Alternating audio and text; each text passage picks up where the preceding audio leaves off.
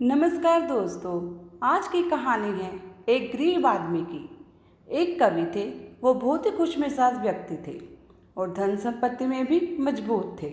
उनकी आर्थिक स्थिति ठीक थी, मगर उनका मन इतना सब होने के बावजूद भी कुछ व्याकुल सा रहता था। अभी भी उनके पास किसी चीज़ की कमी। वो समाजसेवी भी थे और उनमें किसी का दुख सहन नहीं होता था। वो ऐसे लोगों की बहुत मदद करते थे। एक बार वो रास्ते से गुजर रहे थे।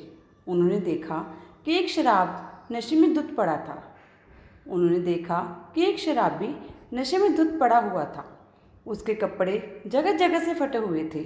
उसका शरीर इतना गंदा था कि देखने की इच्छा ना हो। कवि ने उस व्यक्ति को उठाने का प्रयास किया, मगर वह नशे में इतना चूर था कि वह तन से मन न हुआ। कवि ने उसे अपने घर ले जाने का फैसला किया। उसने अपनी गाड़ी में उसे लौटाया और उसे घर ले आई। रात बीत गई। सुबह होते ही वह शराबी उठा तो अपने आसपास का दृश्य देखकर आश्चर्यचकित हो गया। मखमल का गद्दा जिस पर वह लेटा हुआ था, सामने खूबसूरत पेंटिंग, पूरा कमरा खूब सजा धजा था।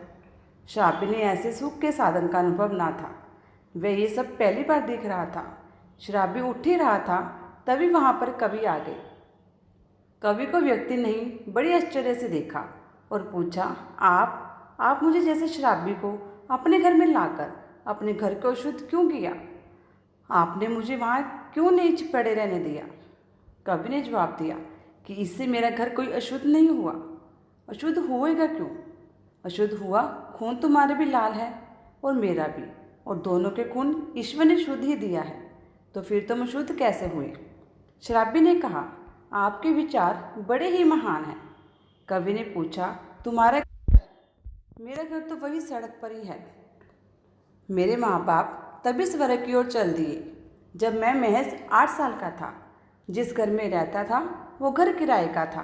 किराया ना दे पाने के कारण वो घर भी चला गया। बचपन में ही मुझे इतना कष्ट मिला है। पेट भरने के लिए चोरी करनी पड़ती थी और ज़िंदगी के दर्द से थोड़ी राहत लेने के लिए शराब पी लेता था। कभी कभी मंदिरों में बैठकर भीख मांगता था। कभी पल्लेदारी करके कुछ पैसे कमा लेता था। कवि ने पूछा कि तुमने इतना दर्द झेला, लेकिन कभी भी तुमने एक बात नहीं सोची कि सत्य के मार्ग पर कांटे हैं, मगर वही मार्ग सबसे श्रेष्ठ है। मैं तुम्हें बिल्कुल अपराधी नहीं मानता, क्योंकि भूख की ललक में इंसान कुछ भी कर सकता है। तुम तो सब बच्चा ही थे, इसमें तुम्हारी कोई गलती नहीं है।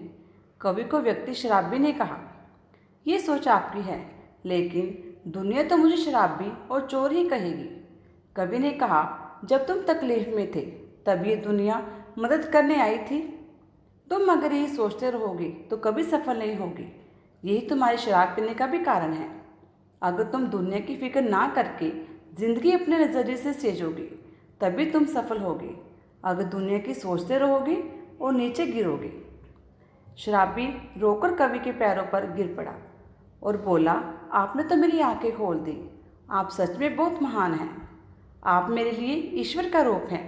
कवि ने शराबी को अपने पैरों से उठाते हुए कहा कि जब तुम जाओ, एक बार जैसा मैंने कहा उस नजरिए से ज़िंदगी जियो, तुम अपने आप सफल हो जाओगे।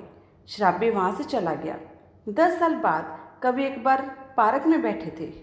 उन्होंने देखा उनके पास एक हट्टा खट्टा नौजवान 2 बच्चों और एक औरत के साथ आया।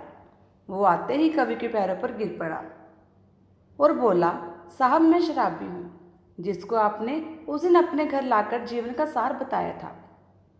मैंने उसी दिन ये संकल्प कर लिया कि मैं आपसे तब मिलूँगा जब मैं सफल हो जाऊँगा। आज मेरी खुद की फैक्ट्री है और भगवान की दया से 2 बच्ची और सुंदर बीवी है। ये सब आपके कारण मुमकिन है। अगर आप मुझे उस दिन ना समझाते तो आज मैं फुटपाथ पर ही होता। आप बहुत महान हैं। कवि ने उनको अपने गले लगा लिया। उन्होंने पूरा दिन साथ में बिताया और शाम को अपने घर को चल दिए। कवि घर जाते समय यही सोच रहा था कि अब उसका जीवन सफल हो गया। उसने मदद तो आज तक लोगों की बहुत की थी, मगर उसे आज ऐसा महसूस हो रहा था जैसे उसे आज सब कुछ मिल गया है। अब उनके पास किसी चीज़ की कमी नहीं है। हेलो दोस्तों, आपको ये कहानी कैसी लगी? अगर अच्छी लगी तो लाइक और कमेंट जरूर करना और चैनल को ज़्यादा से ज़्यादा सब्सक्राइब करवाना। धन्यवाद।